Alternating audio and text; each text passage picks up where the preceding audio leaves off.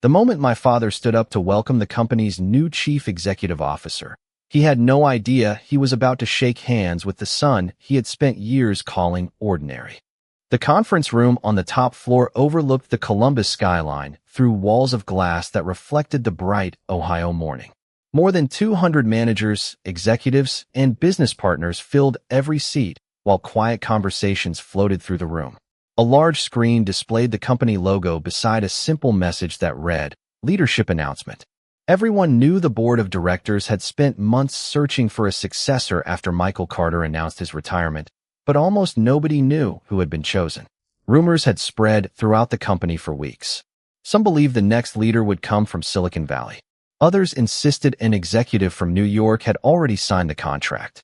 Even the senior vice presidents admitted they had received very little information. The board had kept everything remarkably confidential. Sitting near the front row was my father, Richard Brooks. At 61 years old, he had built a respected reputation as the owner of a regional logistics company that had partnered with our corporation for nearly a decade. He wore his favorite charcoal suit and confidently greeted familiar executives as though he belonged among them. Beside him sat my mother, Susan Brooks, wearing a navy dress with a silver necklace she reserved for important occasions. She smiled politely while looking around the elegant room, clearly enjoying the opportunity to attend such a prestigious event.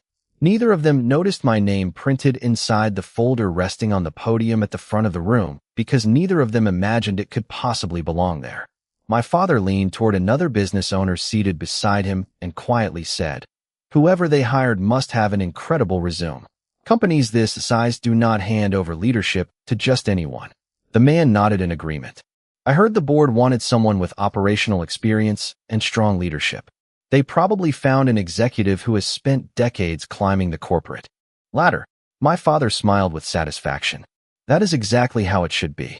Hearing those words from the hallway outside the conference room almost made me laugh. For years he had believed success always arrived wearing an expensive title that everyone could immediately recognize. He had never understood that some careers grow quietly behind the scenes while the loudest jobs often receive the most attention. A staff member opened the conference room door and politely informed me that everyone was ready. I adjusted my navy suit, took one slow breath, and looked at my reflection in the polished glass.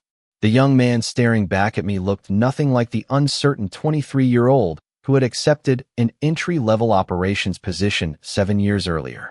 Those 7 years had changed everything except one thing. My parents still believed I was doing ordinary work in an ordinary department with ordinary responsibilities. They had no idea that every promotion, every leadership assignment, every confidential project, and every board meeting had quietly prepared me for this moment.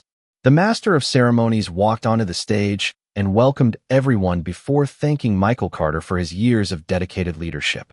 The room filled with warm applause. Michael smiled graciously before stepping away from the microphone.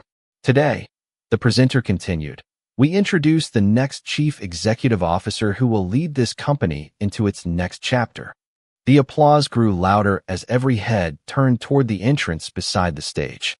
My father straightened his jacket while my mother folded her hands together with anticipation. They looked exactly like everyone else in the room, waiting to meet a stranger whose accomplishments they could admire.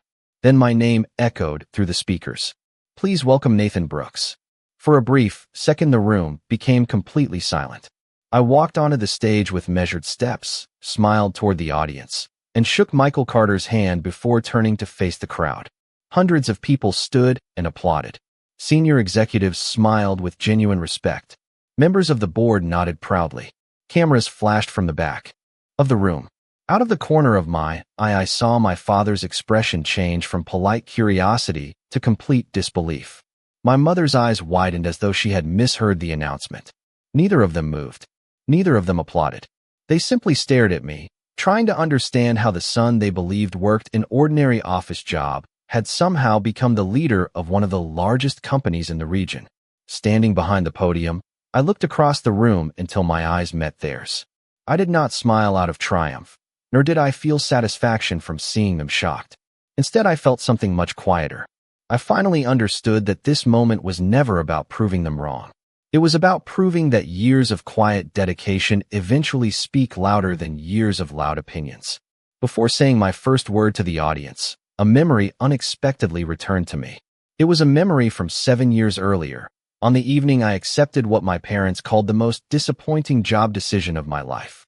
That conversation around our family dinner table had changed the direction of everything that followed, although none of us realized it at the time. As I looked across the conference room one more time, my thoughts carried me back to the beginning, back to the night when my father laughed at my career choice. My mother quietly agreed with him, and I made a promise to myself that I would never measure my future by anyone else's opinion. 7 years earlier, the dinner table looked exactly the way it always had on Sunday evenings. My mother had prepared roasted chicken, mashed potatoes, green beans, and warm dinner rolls while soft country music played from a small speaker in the kitchen. Family dinners had always been important in our house, but they often felt less like conversations and more like performance reviews. Everyone shared updates about work, promotions, salaries, and future plans, and somehow those topics always determined who received the most attention. That evening, my younger sister Emily arrived first, smiling as she described another successful week at the national marketing firm where she had recently accepted a management position. My father listened carefully, asking questions about her clients, her travel schedule, and the possibility of another promotion before the end of the year. My mother smiled proudly every time Emily mentioned another accomplishment. I was genuinely happy for my sister because she had worked hard to build her career, and she deserved every opportunity she earned. Then my father looked across the table at me. "So, Nathan," he said while taking another bite of dinner, "did you finally hear back from those consulting companies?" I quietly shook my head. "No, I accepted a different opportunity." His eyebrows lifted with curiosity. "Really? Where?" I told them the name of the manufacturing company that had offered me an entry-level position in operations. For a brief moment, the room became completely quiet. My father slowly placed his fork on his plate before asking, "Operations? You mean warehouse scheduling and process support?" "It is an operations development program," I explained. "I will rotate through several departments, learn how the business works, and eventually move into leadership if I perform well." He exchanged a quick glance with my mother before letting out a small laugh. "You graduated with honors from college, Nathan. I thought you had bigger ambitions than that." I tried to remain calm. "Every company needs strong operations leaders." "Maybe," he replied, "but nobody notices operations. The real careers are in executive management, finance, consulting, or law. Those are the positions that actually matter." My mother gently nodded. "We just hoped you would aim a little higher." I smiled politely, even though the words landed harder than either of them realized. "This is the path I want to take." My father leaned back in his chair. "You are settling too early. You are choosing the safe road instead of competing with the best." Emily attempted to change the subject by complimenting dinner, but my father continued. "Your sister already manages important clients. Meanwhile, you are going to spend your days moving schedules around in a factory." He laughed again as though he had delivered a harmless joke. I laughed politely because arguing never changed. Anything. That pattern repeated itself month after month. Every family gathering eventually returned to careers. If Emily received a raise, everyone celebrated. If I completed another training program, my father responded by saying it was probably useful experience before I found a real executive position someday. When I mentioned learning production systems, supply chain planning, quality improvement, and financial forecasting, he dismissed those subjects as technical details that nobody outside the company would ever appreciate. At first, I tried explaining why I enjoyed the work. I talked about solving problems, improving efficiency, helping teams succeed, and understanding every layer of a business instead of focusing on only one department. The more I explained, the less interested my parents became. To them, job titles spoke louder than responsibilities. I eventually stopped defending my decisions. Instead, I focused on learning everything I possibly could. My first months at the company were demanding. I arrived before sunrise several mornings each week to observe production meetings. I volunteered for weekend improvement projects that many employees preferred to avoid. I spent evenings studying manufacturing systems, leadership principles, financial reports, and project management because I wanted to understand how every decision affected the organization. Nobody forced me to do those things. I simply believed that if I wanted to lead someday, I first needed to understand how every employee contributed to the company. My supervisors noticed that I asked questions instead of pretending to have all the answers. Experienced technicians taught me lessons that could never be learned from textbooks. Warehouse employees showed me how one delayed shipment could disrupt an entire production schedule. Customer service representatives explained how small operational improvements could dramatically improve client satisfaction. Every department revealed another piece of the larger picture. Meanwhile, family dinners never changed. My father frequently asked whether I had finally started looking for a better position somewhere else. When I answered that I enjoyed my work, he would smile with quiet disappointment. "You are too intelligent to stay invisible forever," he often said. "Someday you will realize that ordinary jobs create ordinary lives." I never argued because I knew he was judging my position without understanding what I actually did every day. As the months became years, I earned one promotion after another. My responsibilities quietly expanded beyond anything my parents imagined. I began leading improvement teams, presenting recommendations to senior directors, and coordinating projects that saved the company millions of dollars through better planning and more efficient operations. Yet every time my mother asked how work was going, I simply answered, "Things are going well." I never mentioned promotions. I never discussed executive meetings. I never talked about recognition awards. Not because I wanted to surprise them someday, but because I had grown tired of measuring my progress against expectations that were never truly mine. Looking back now, I realize those quiet years shaped me far more than any title ever could. Every overlooked achievement strengthened my patience. Every dismissive comment reminded me that confidence built on purpose lasts much longer than confidence built on applause. Without realizing it, I was preparing for opportunities that even I could not yet see, while my parents continued believing that my future had already reached its limits simply because they could not recognize what success looked like from the ground floor. Nearly 2 years passed before anyone outside my immediate department began to notice my work, but inside the company, everything was changing much faster than my family could have imagined. I had moved from simply learning daily operations to leading improvement projects that connected manufacturing, logistics, finance, and customer service. Every assignment introduced another challenge that forced me to think beyond my own responsibilities. Instead of asking how to complete my own tasks more efficiently, I started asking how entire teams could work together more effectively. That simple shift in perspective changed the way senior leaders looked at me. One Monday morning, my manager stopped by my desk and asked if I could join a meeting with the vice president of operations. I assumed I was there to take notes, but halfway through the discussion, the vice president turned toward me and asked, "Nathan, if this were your decision, what would you do?" The room became quiet. Executives twice my age waited for my answer. I carefully explained that the problem was not caused by one department, but by communication delays between several teams. Instead of replacing employees or purchasing expensive new software, I suggested redesigning the reporting process so information moved faster between departments. The vice president listened without interrupting. 2 weeks later, the company adopted most of those recommendations. Within 3 months, delivery times improved noticeably, customer complaints decreased, and operating costs dropped by an amount that surprised even the finance department. Nobody outside the company knew my name, and I preferred it that way. Recognition inside the organization mattered because it reflected real results rather than appearances. At home, however, nothing changed. My parents still believed I spent my days performing routine administrative work. During another Sunday dinner, my father asked, "So are you still doing scheduling?" I smiled politely. "Among other responsibilities." He laughed. "Well, at least you seem happy. I guess every company needs somebody to keep things organized." I could have explained that I had recently been asked to present a strategic improvement plan to senior executives. I could have mentioned that I had begun supervising cross-functional teams across multiple facilities. Instead, I simply nodded and continued eating. Arguing had never accomplished anything. My mother noticed my silence and changed the conversation by asking Emily about an upcoming business conference in Chicago. The evening continued exactly as expected.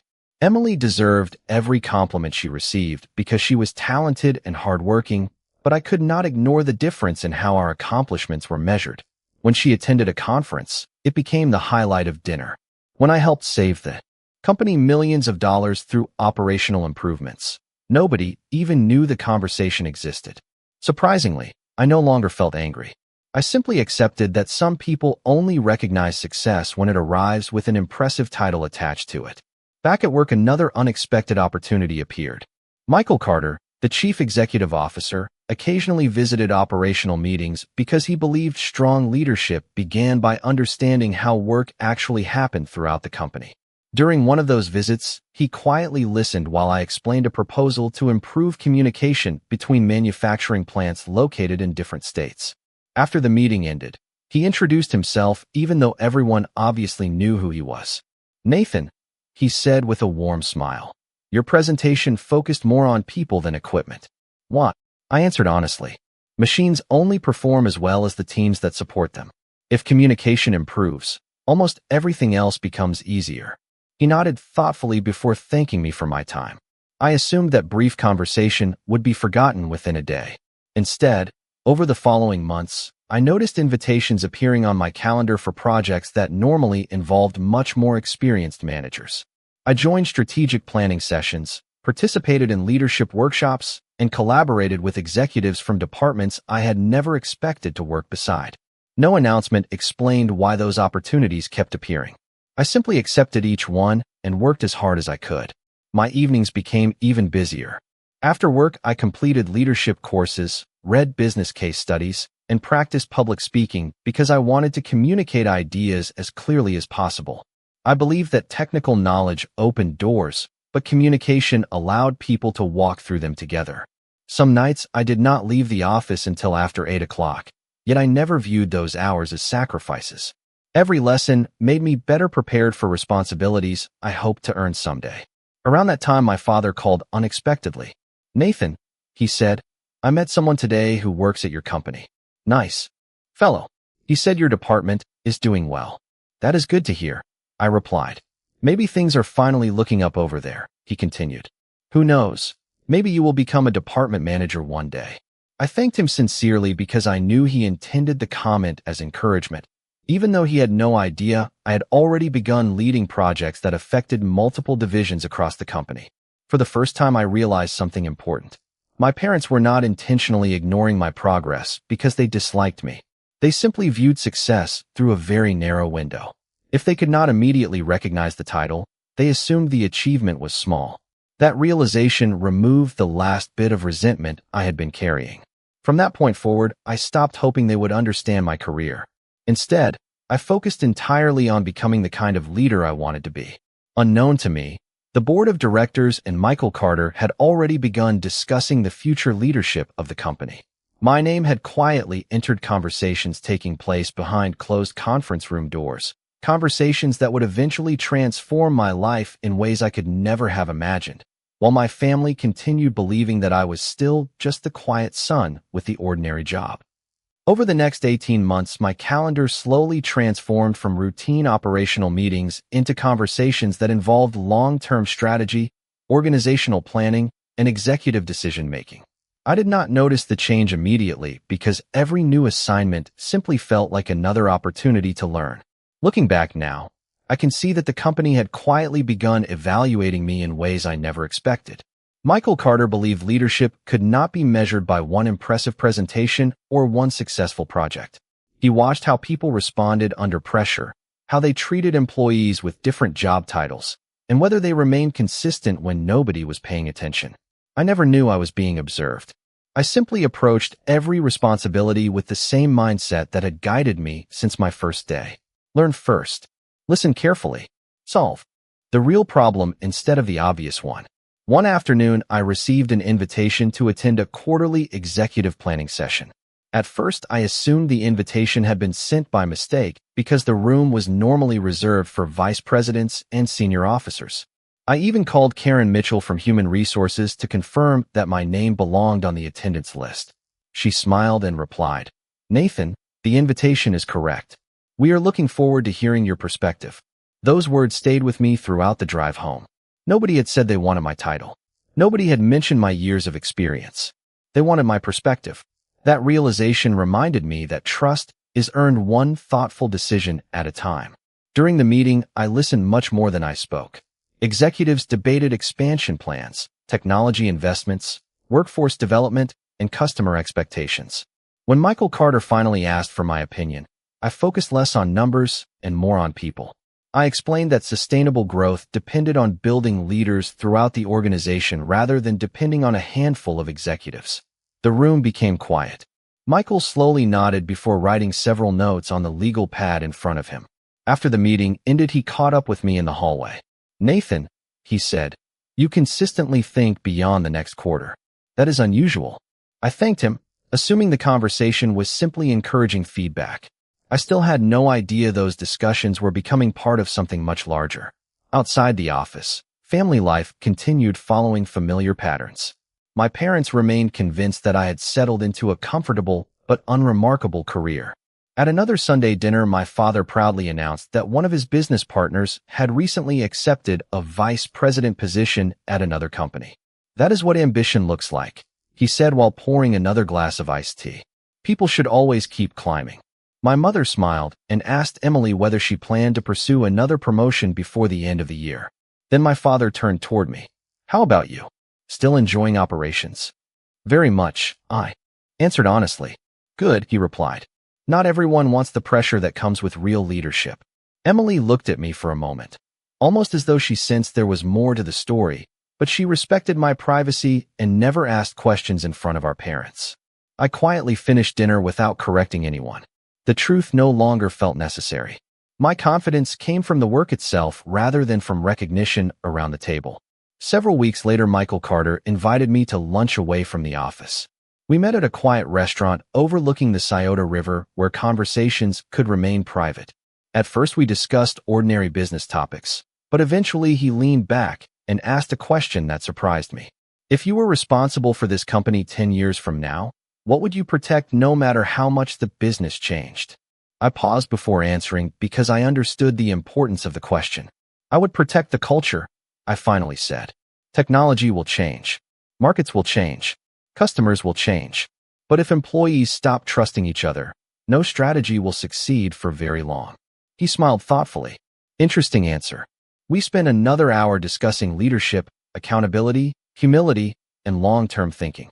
When lunch ended, he thanked me for my honesty. I returned to work believing I had simply enjoyed an educational conversation with an experienced executive. Months continued passing, and the confidential meetings became more frequent. Sometimes I was asked to evaluate acquisition opportunities.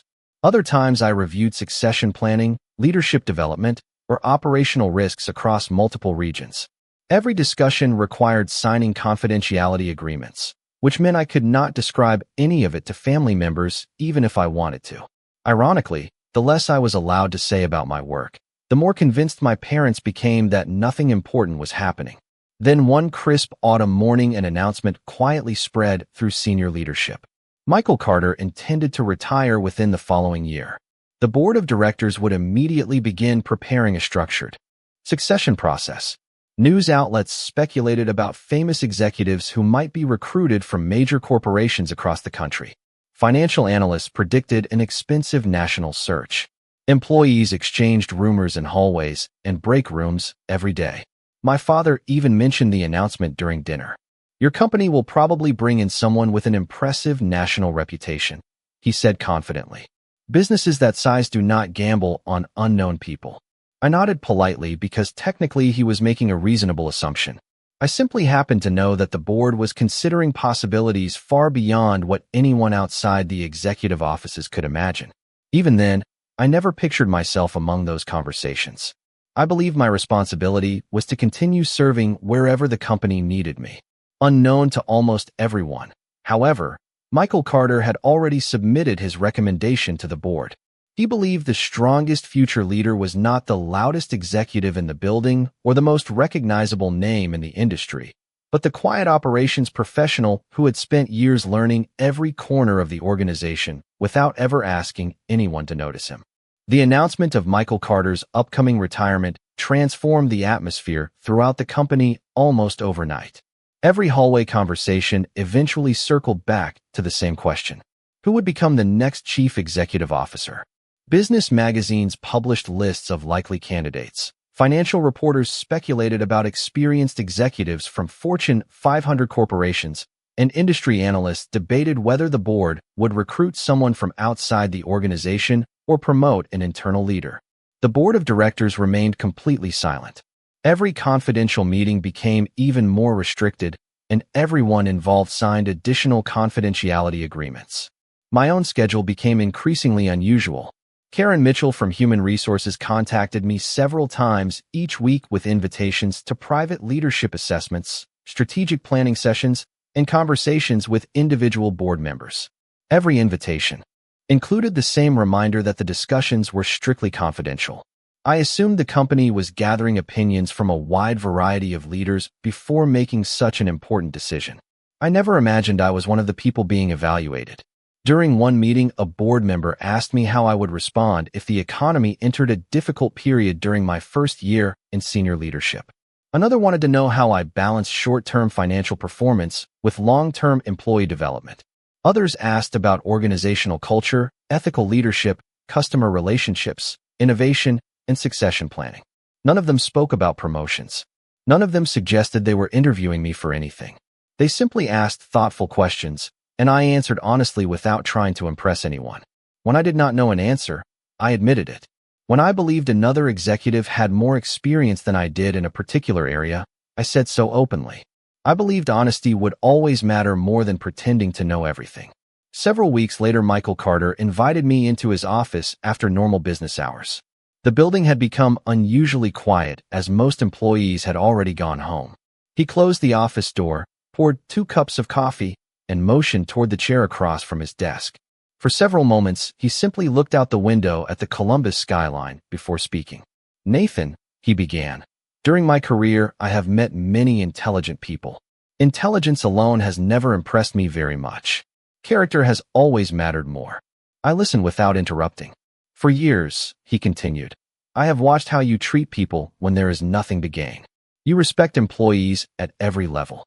You ask questions before making decisions. You accept responsibility when things go wrong, and you share credit when things go right. Those qualities are much more difficult to teach than technical skills." I thanked him for the encouragement, believing our conversation was ending. Instead, he smiled and said something I will never forget. "The board has reached its decision." My heart immediately began beating faster, although I still assumed he was about to tell me who would become the next chief executive officer. "Congratulations, Nathan," he said calmly. "They unanimously selected you." For several seconds, I could not find the right words. I honestly thought I had misunderstood him. "Me?" I finally asked. He nodded. "The board believes this company does not need the loudest executive in America. It needs the leader who already understands its people, its values, and its future." I sat quietly, overwhelmed by the weight of what I had just heard. Michael smiled kindly. "Your first responsibility begins today. Until the public announcement, nobody outside the board, human resources, legal counsel, and a very small transition team can know about this decision." I nodded immediately. "Not even my family." He gently shook his head. "Especially not your family.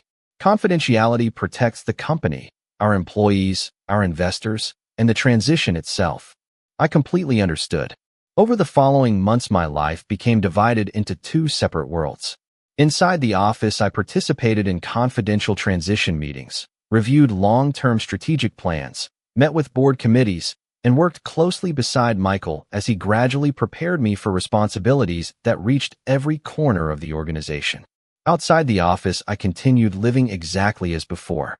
I drove the same car, wore the same clothes, and answered the same familiar questions during family dinners. My parents remained convinced I was still doing ordinary operations work.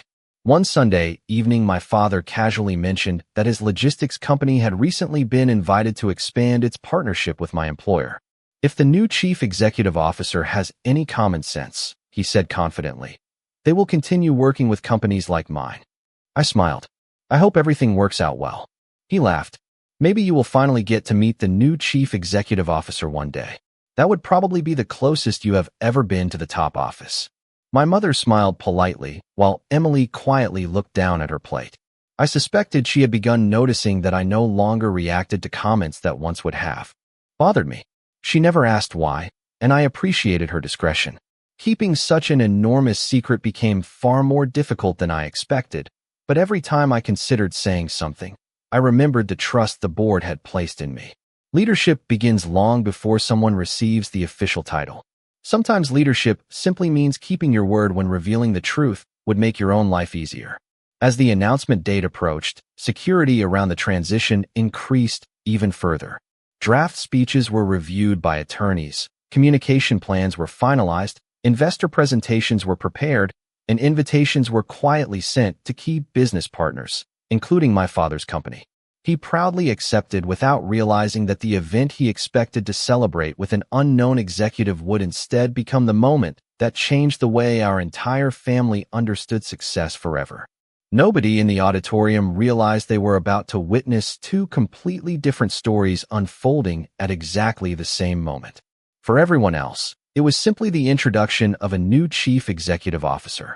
For my parents, it was the collapse of an assumption they had carried for years. I stood just outside the entrance beside Michael Carter while the master of ceremonies welcomed employees, investors, community leaders, and business partners. Through a monitor mounted on the wall, I could see the audience filling every seat. My father sat near the front beside my mother, speaking comfortably with several executives he had known through business relationships. He looked confident, relaxed, and completely certain that the next person walking onto the stage would be an accomplished executive from somewhere far beyond Columbus. Michael adjusted his tie before looking at me with a reassuring smile. "Are you ready?" he asked quietly. I nodded. "As ready as I can be." He placed one hand on my shoulder. "Do not try to impress them today. Simply be yourself.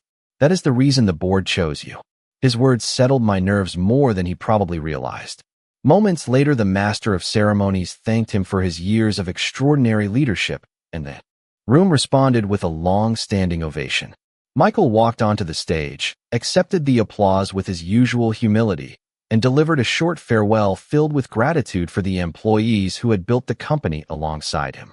Then he smiled toward the audience and said, "Leadership is never about one individual. It is about preparing someone else to lead even better than you did." He stepped away from the podium as the presenter returned to the microphone. "Ladies and gentlemen," the presenter announced, after an extensive national succession process, the board of directors unanimously selected a leader whose integrity, vision, and commitment represent the future of this organization. Please join me in welcoming our next Chief Executive Officer, Nathan Brooks. For a heartbeat, the room became perfectly still before applause erupted across the auditorium. I walked through the entrance with measured steps, acknowledging the audience with a grateful smile while the applause continued to grow louder. I shook Michael Carter's hand before turning toward the audience. From the stage, I could clearly see my parents. My father had begun standing to applaud with everyone else, but halfway to his feet, he suddenly froze. His expression shifted from polite enthusiasm to complete confusion. His eyes moved from the large screen displaying my name back to my face several times, as though he believed there had been some extraordinary mistake.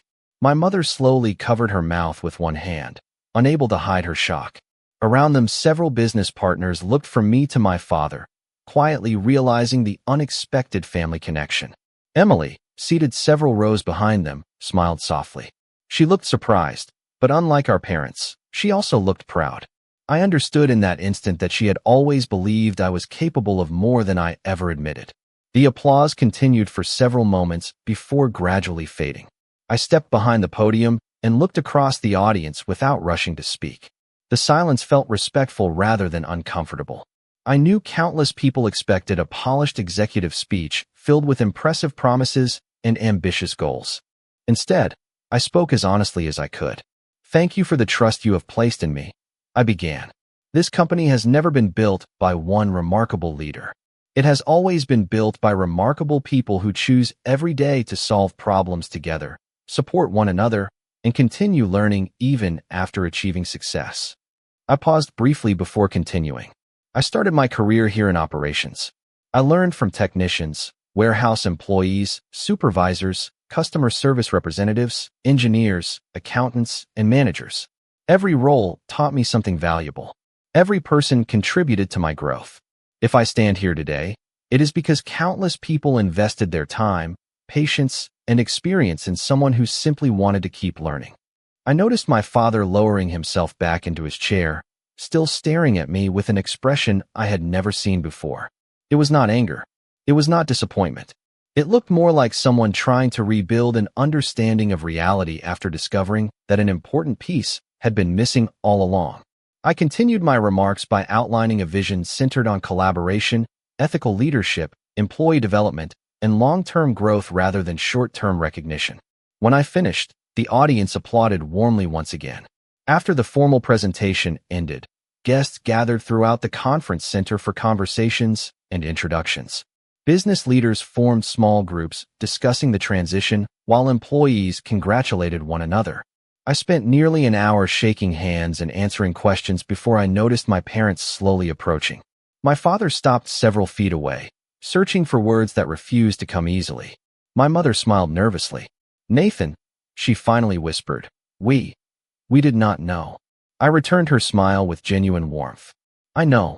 My father looked directly into my eyes. For perhaps the first time in my life, he seemed unsure of himself.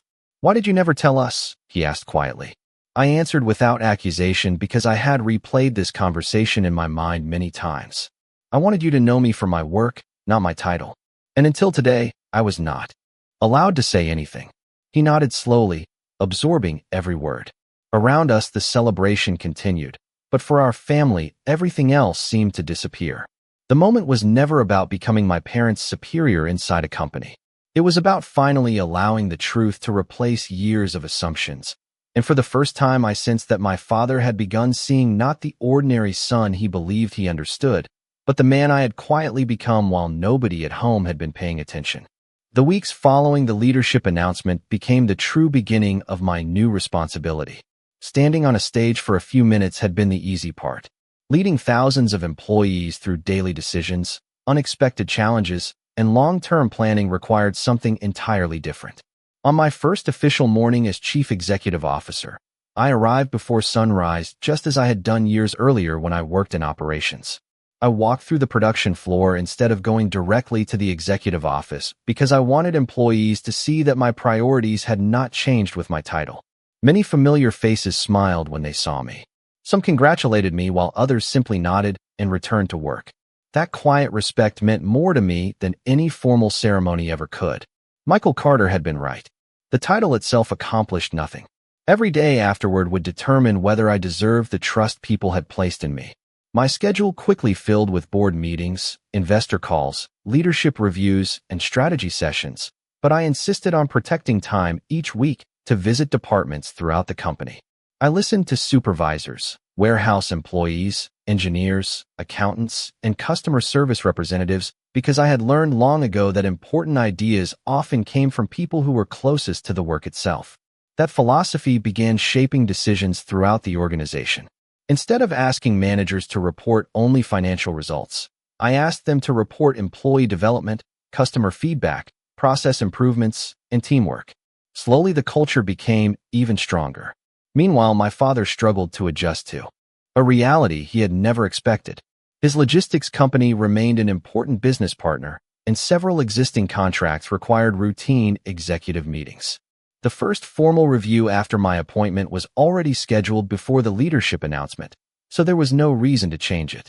When the meeting date arrived, my executive assistant informed me that Richard Brooks and his management team had arrived.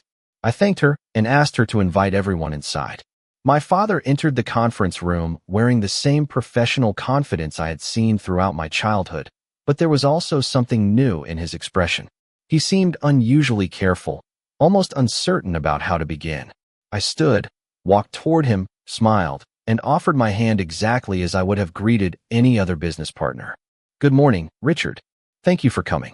He shook my hand firmly before answering. "Good morning, Nathan." For a brief moment, both of us recognized the unusual balance between our professional roles and our family relationship, but neither of us mentioned it. The meeting proceeded exactly as every business meeting should. We reviewed performance reports, delivery schedules, customer expectations, and future opportunities. When questions arose, I asked them respectfully. When concerns appeared, we discussed practical solutions instead of assigning blame. I never used my position to make him uncomfortable, and I never treated him more favorably than anyone else. Every decision followed the same standards that applied to every business partner. As the discussion continued, I noticed my father gradually relaxing. He seemed surprised that I was not interested in proving a point or reminding him of the past. After nearly 2 hours, we completed the agenda and agreed on several improvements that would benefit both organizations. As everyone prepared to leave, my father remained behind. He looked around the conference room until we were alone. "Nathan," he said quietly, "I expected today to be different." I smiled slightly. "How so?" He hesitated before answering. "I thought you might want to remind me that you are in charge now." I shook my head. That would not improve the company, and it would not improve our family. He lowered his eyes for a moment before quietly saying, "I do not think I understood you as well as I thought I did." Those words stayed with me long after he left. They were not a complete apology, but they were more honest than anything I had heard from him in years. A few days later, my mother called and asked whether I would come to dinner the following Sunday. Her voice sounded unusually cautious, almost as though she feared I might refuse. I accepted immediately because I had never wanted distance between us. When I arrived, the atmosphere felt noticeably different. My father no longer asked about impressive titles or prestigious careers. Instead, he asked how I was adjusting to the responsibility of leading so many employees. My mother asked whether I was getting enough rest. Emily smiled knowingly as she watched the conversation unfold. It was the first family dinner I could remember where nobody compared one person's career with another's. Before dessert, my father quietly disappeared into his home office and returned carrying an old photo album. He opened it to pictures from my childhood, stopping at photographs of science fairs, school projects, baseball games, and my college graduation. "I spent so many years looking for success in the wrong places," he admitted softly. "I kept waiting for an impressive title, and I forgot to notice the person you were becoming." The room became completely quiet. I looked at the photographs before answering. "We all learn at different times." He nodded slowly. "I wish I had learned sooner." I could hear the sincerity in his voice, and for the first time I realized he was no longer trying to defend the past. He was trying to understand it. That evening, I drove home feeling lighter than I had in years. Becoming chief executive officer had never been the greatest victory of my life. Watching my father begin measuring people by their character instead of their job titles felt far more meaningful. Real leadership was never about sitting in the highest office. It was about creating enough trust that even the people who once misunderstood you could finally see the values that had quietly guided you all along. Over the following year, our family slowly discovered that rebuilding trust was much quieter than losing it had ever been. There was no dramatic moment when everything suddenly became perfect. Instead, change appeared through small conversations, thoughtful actions, and a willingness to listen without immediately defending old opinions. My responsibilities at the company continued expanding as we launched new employee development programs, invested in operational improvements, and strengthened partnerships across the Midwest. Every major decision reminded me of the lessons I had learned years earlier while working alongside people whose names never appeared in annual reports. Because of those experiences, I encouraged every executive to spend time visiting production floors, distribution centers, and customer service departments instead of remaining inside conference rooms. The results surprised even our board of directors. Employee engagement steadily improved, customer satisfaction reached record levels, and several long-term clients expanded their partnerships because they believed our culture matched our promises. Although industry publications occasionally requested interviews, I always redirected attention toward the teams responsible for those achievements. Success had never belonged to one individual, and I wanted every employee to know their contribution mattered. At home, the atmosphere continued changing as well. Family dinners no longer revolved around salaries, promotions, or impressive business cards. Instead, my mother asked about the people I worked with and the projects that excited me most. Emily shared stories about mentoring younger employees at her own company rather than discussing titles or performance rankings. Even my father gradually replaced his old habit of comparing careers with genuine curiosity about how organizations actually functioned. One Sunday afternoon, he invited me to help organize old boxes in the garage. While sorting through years of forgotten belongings, we found a cardboard folder filled with my school assignments, certificates, and handwritten essays from elementary school. My father quietly picked up one paper where my teacher had written, Nathan naturally helps classmates solve problems and works well with everyone. He read the sentence twice before smiling to himself. The signs were here all along, he said softly. You always cared more about helping people succeed than about receiving attention. I laughed gently. I never noticed that. He folded the paper carefully and placed it back inside the folder. I noticed it, he admitted. I simply convinced myself that leadership always looked louder than it really does. We continued organizing boxes in comfortable silence until he finally spoke again. Can I tell you something I have been thinking about for months? I nodded. He took a slow breath before continuing. When you first accepted that operations job, I believed I was encouraging you to dream bigger. Looking back, I realize I was encouraging you to become someone I imagined instead of appreciating the person you already were. I confused ambition with appearance. His honesty carried no excuses, only reflection. I leaned against the workbench before answering. I know you wanted the best for me. What hurt was not that you expected great things. It was that you decided my path could not possibly lead there. He lowered his head for a moment before replying. You are right. I judged your destination before understanding your journey. Those words stayed with me long after that afternoon ended because they represented something far more valuable than an apology. They represented growth. People often believe character becomes fixed after a certain age, but watching my father challenge beliefs he had carried for decades reminded me that real maturity means remaining willing to learn. A few weeks later, our company hosted a leadership conference for managers from across the region.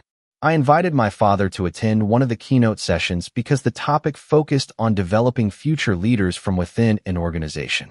During the presentation, I shared stories about technicians who became supervisors, customer service representatives who became department directors, and interns who eventually led major projects. I never mentioned my own family. I simply explained that talent often grows quietly before anyone recognizes it. After the session ended, several young managers approached me to say they finally believed their current positions could become meaningful careers. As we walked toward the parking garage afterward, my father looked around at the employees speaking enthusiastically with one another. I understand now, he said. Leadership is not standing above people. It is helping them believe they can become more than they imagined. I smiled because those words sounded remarkably similar to lessons Michael Carter had shared with me years earlier. The cycle had quietly continued from one generation to the next. By the time the holiday season arrived, our family traditions felt different in the best possible way. Conversations centered on gratitude, personal growth, friendships, and shared experiences rather than competition. Nobody needed to prove their worth anymore because respect no longer depended on job titles. Looking around the dinner table, I realized that the greatest transformation had never taken place inside a corporate boardroom. It had happened inside our own home, where assumptions had slowly given way to understanding, and where a family that once measured success by status had finally begun measuring it by integrity, humility, and the quiet willingness to keep learning from one another. 5 years passed more quickly than I ever expected. The company continued growing, not because one person at the top made perfect decisions, but because thousands of dedicated employees chose every day to support one another with honesty, discipline, and respect. Whenever journalists asked me about the secret behind our success, I always gave the same answer. The strongest organizations are built by people who believe every role matters. At first, some interviewers expected a more complicated explanation involving technology, acquisitions, or financial strategy, but over time they realized I meant every word. I had lived that lesson from my first day in operations, and I never intended to forget it simply because my office had moved to the top floor.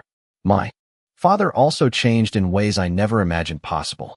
His logistics company continued working with ours, but our conversations gradually became less about contracts and more about leadership, family, and the importance of encouraging younger people. He often visited local colleges to speak with business students, and one afternoon he asked whether I would review a presentation he planned to deliver. As I read through his notes, I noticed something that made me stop smiling. The opening slide read, "Never underestimate the quiet person in the room." I looked up at him, and he smiled with a mixture of humility and gratitude. That sentence reminds me every day that I still have things to learn, he admitted. During his presentation, he never mentioned my position or our family by name. Instead, he told students that careers should be measured by growth, character, curiosity, and consistency rather than by titles alone. Several students remained afterward to thank him because they had been struggling with doubts about accepting entry-level opportunities. Listening from the back of the room, I realized that his greatest lesson no longer came from business experience. It came from his willingness to admit that he had once been wrong. That required a different kind of courage. At home, our family traditions became stronger than they had ever been. Thanksgiving dinners were filled with laughter instead of comparisons. Christmas mornings centered on gratitude rather than achievement. Emily often joked that the biggest miracle in our family was hearing our father ask thoughtful questions instead of offering immediate opinions. Everyone laughed because it was true, including my father. One evening after dinner, he walked onto the back porch with 2 cups of coffee and handed one to me. The autumn air felt crisp, and colorful leaves covered the yard. We stood quietly for several minutes before he finally spoke. "Do you remember the night you told us about accepting your first operations job?" he asked. "I remember," I answered with a smile. He nodded slowly. "I have replayed that conversation many times. I used to wish I could erase it. Now I think I needed to remember it." I looked at him with curiosity. "Why?" He took a slow sip of coffee before answering. "Because forgetting my mistake would also make me forget the lesson that came with it. Every time I remember that night, I remind myself to look beyond appearances before forming opinions about anyone." His words carried a quiet wisdom that had not existed years earlier. I realized that forgiveness becomes complete when painful memories stop serving as evidence against someone and instead become reminders of how much both people have grown. A few months later, our company celebrated another milestone with employees from every department gathered inside the same auditorium where I had first been introduced as Chief Executive Officer. Looking across the audience, I noticed new interns sitting beside experienced supervisors, warehouse employees laughing with executives, and managers congratulating technicians whose ideas had improved production throughout the year. That image meant more to me than any financial report ever could. During my closing remarks, I shared one final thought. Every successful career begins with work that someone else may overlook. Never allow another person's opinion to become the limit of your own potential. Keep learning, keep serving, keep growing. Eventually, your character will introduce you long before your title ever does. The audience applauded warmly, but my attention naturally drifted toward the front row where my parents sat beside Emily. My father applauded with genuine pride, not because of the position I held, but because he finally understood the journey that had led there. As everyone began leaving the auditorium, he walked over, placed one hand on my shoulder, and quietly said, "I used to believe I wanted you to become successful. The truth is, you had already become successful long before I recognized it." I smiled because there was nothing left to prove. The years had given both of us something far more valuable than professional achievement. They had given us perspective. Looking back, I realized my story had never truly been about becoming the leader of a company. It had been about refusing to let someone else's limited expectations define my future. Titles can change. Offices can change. Careers can change. Character is what remains when everything else eventually changes. If my journey taught me anything, it is that the people who quietly dedicate themselves to learning, helping others, and doing the right thing rarely stay unnoticed forever. More importantly, even when recognition finally arrives, the greatest victory is never proving someone else wrong. The greatest victory is becoming the kind of person who chooses humility over pride, understanding over resentment, and gratitude over the desire to keep score. That is the lesson I carry into every meeting, every conversation, and every new challenge. And it is the legacy I hope will outlast every title I will ever hold.